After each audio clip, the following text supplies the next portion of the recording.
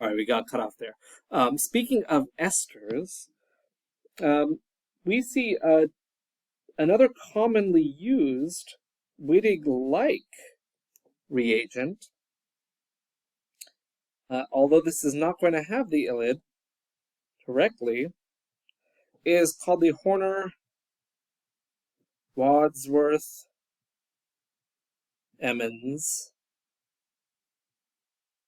HWE reagent, which, as we see, is very similar.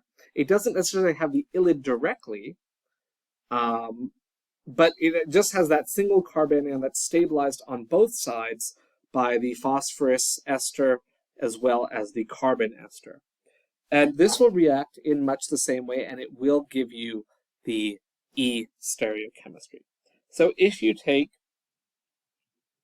your aldehyde and treat it with this HWE reagent, you will end up putting on, remember, we kind of will treat it as though this is a little harder to see maybe, but we're putting on everything where that phosphorus carbon bond used to be. That's where we're getting rid of our oxygen and we're putting everything else there.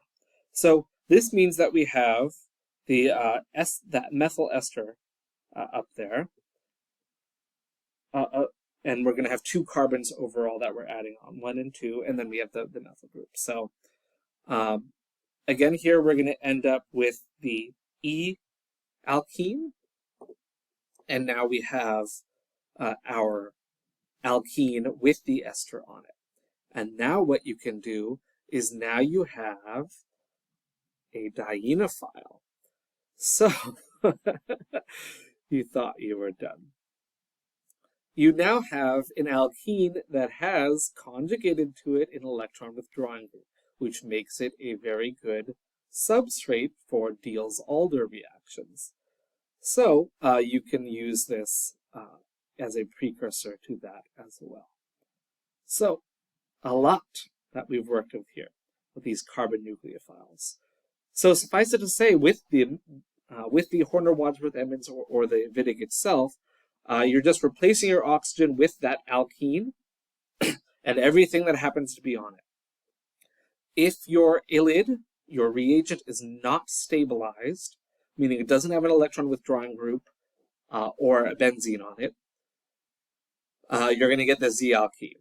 If you do have the stabilization factor there, the electron withdrawing group or benzene, you'll get the E-alkene predominantly.